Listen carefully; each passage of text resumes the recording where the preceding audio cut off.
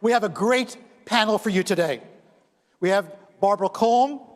Barbara is the president of the Friedrich Hayek Institute, or she says Fritz Hayek Institute in Vienna, and director of the Austrian Economic Center, a very smart lady. We have David Snyder, Dr. David Snyder, a leading orthopedist and the author of a new book, and he'll tell you, among other things, why socialized medicine killed Princess Diana. You heard it here first.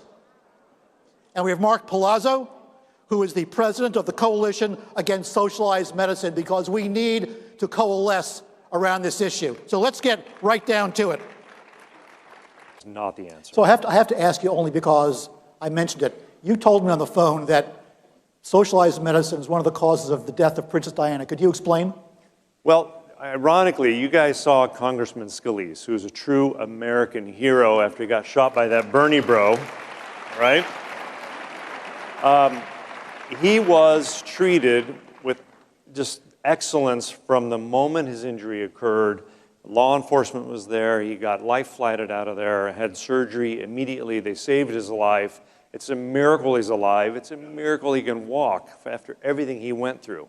Almost 20 years ago to the day, 20 years to the day before his injuries, when Princess Diana was in that car accident in France.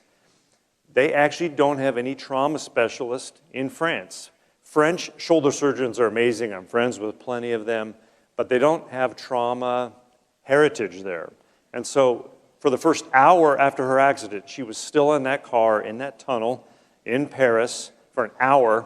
And then after an hour, took her to a nearby hospital, and she was alive for another 3 hours, and they couldn't control the bleeding from her pulmonary artery. Because?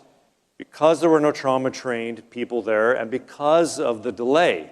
We know there's this golden hour that all trauma patients must be treated. And if I really believe, knowing what I know about her care and comparing it to what Congressman Scalise had, Princess Diana would have lived had that accident happened here in America. Well, that's another episode of The Crown.